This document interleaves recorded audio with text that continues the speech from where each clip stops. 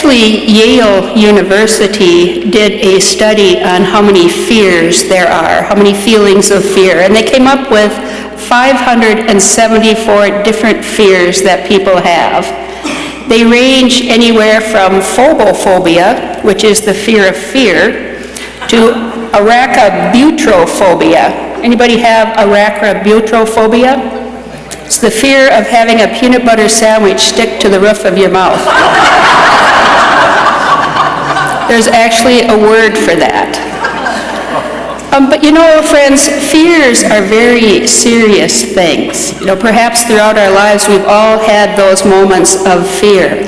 I had the great privilege of teaching one of our faith formation classes on Wednesday night. Great young people. And the lesson uses the upcoming Sunday scriptures.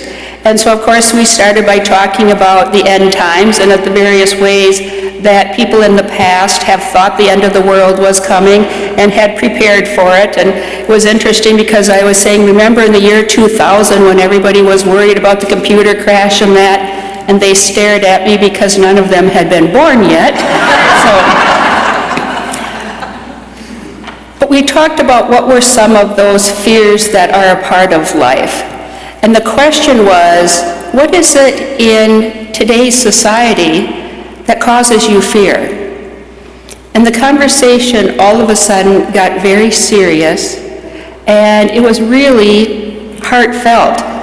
And some of their fears included things like the fear of child abduction, of walking to and from school, and will you be safe?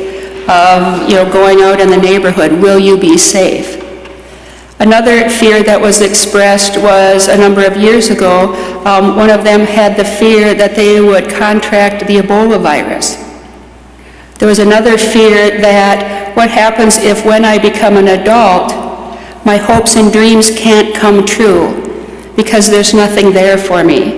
Either the earth hasn't been taken care of, or financially there is nothing there for me to help my dreams come true.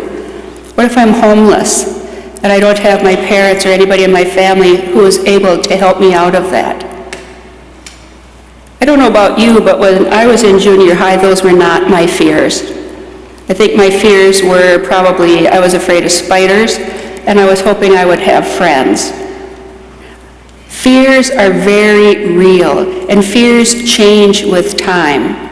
In our readings today, they can come across as though they're eliciting that sense of anxiety or a sense of fear, because they are talking about when the world will pass away.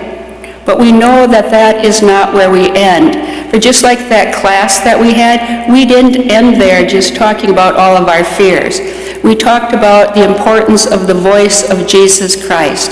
And one of the gals pulled out her phone and had her favorite scripture passage on there. And it was, "Behold, I am with you always until the end of time." And so the conversation changed to what are some of those other messages of Jesus Christ, or some words of advice, or some messages that you have heard that remind us that fear is not the end. And those are the messages of Christ. In our readings today, too, in our gospel, it says, all of these things of earth will pass away. But the message of Jesus Christ, the words of Jesus Christ will not pass away. Friends, the invitation is there to look at our own lives, to acknowledge the fact that we too have fears. Maybe our fear is the loss of employment, maybe the diminishment of health, maybe the loss of a home, or some disruption in our family life. Very real fears. And yet we know, too, that we are still called to hear that message of Jesus Christ saying, those things will pass away. Those things will be gone. But my words will not pass away. And what my word is, behold, I am with you always until the end of time.